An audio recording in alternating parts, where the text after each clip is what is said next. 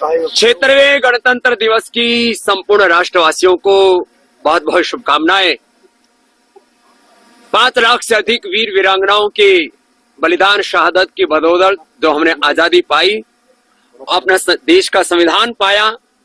हम देश के लोकतांत्रिक संविधान को सर्वोपरि मानते हैं और देश के लोकतांत्रिक संविधान के साथ अपने सांस्कृतिक संविधान, सनातन संविधान के प्रति समान रूप से निष्ठा रखते हुए योग धर्म, वेद धर्म, ऋषि धर्म, सनातन धर्म और राष्ट्र धर्म को सर्वोपरि मानते हुए आज हम एक संकल्प ले रहे हैं कि आज से 200, 300, 500 साल पहले जो विदेशियों ने देश को लूटा और अभी पिछले ही सोमवार को ऑक्सफैम इंटरनेशनल की जो रिपोर्ट आई कि 64.82 ट्रिलियन डॉलर तो अकेले ब्रिटिशर्स ने लूटा और ब्रिटिशर्स के साथ फ्रांसीसियों की, डचों की, मुगलों की, ईरानियों की और सारे विदेशियों की लूट को यदि एक साथ जोड़ा जाए तो करीब 100 ट्रिलियन डॉलर की तो विदेशी लूट हुई।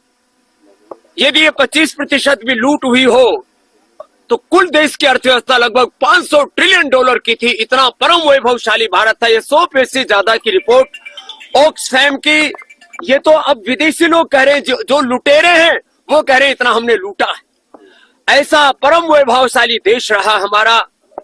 तो आज हम ये संकल्प ले रहे हैं कि आगे से देश को लूटने नहीं देंगे। संकल्पित, संगठित और समर्थ होकर के हम पुनः भारत को समर्थ परम वैभवशाली बनाएंगे। आर्थिक लूट से, शिक्षा की लूट से, चिकित्सा की लूट से, वैचारिक सांस्कृतिक लूट और गुलामी ग्लानी कुंठाओं से देश को बचाएंगे। देश का युवा जो नशों में और वासनाओं में कहीं बर्बाद हुआ जा रहा है, देश के युवा धन को भी बचाएंगे और देश के लगभग 150 करोड़ देशवासियों के 300 करोड़ हाथ जब राष्ट्र के सृजन में लगेंगे तो 5 ट्रिलियन नहीं, पहले 50 और फिर वापस 500 ट्रिलियन इकोनॉमी वाला ये भारत देश कैसे बने, इसके लिए आज हम संकल्प ले रहे हैं। और यही हमारे इस गणतंत्र दिवस पर सारे देशवासियों से आह्वान है, आओ जो देश की लूट हुई है उसकी भी क्षतिपूर्ति करें और आगे से देश को कोई लूट ना सके, ऐसे सब संगठित होकर के, संकल्पित होकर के और एक स्वर से स्वदेशी को, आत्मनिर्भरता के अनुष्ठान को, अभियान को हम आगे बढ़ाएं।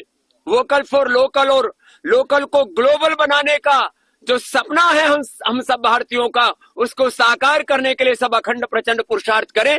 इसी संकल्प के साथ एक बार पुनः 76वें गणतंत्र दिवस की सभी देशवासियों को शुभकामनाएं और अपने अपने हिस्से का सब फर्ज निभाएं। इस आह्वान के साथ श्रद्धेय आचार्य श्री से भी आह्वान करता हूं कि 2 शब्द वो भी कहें।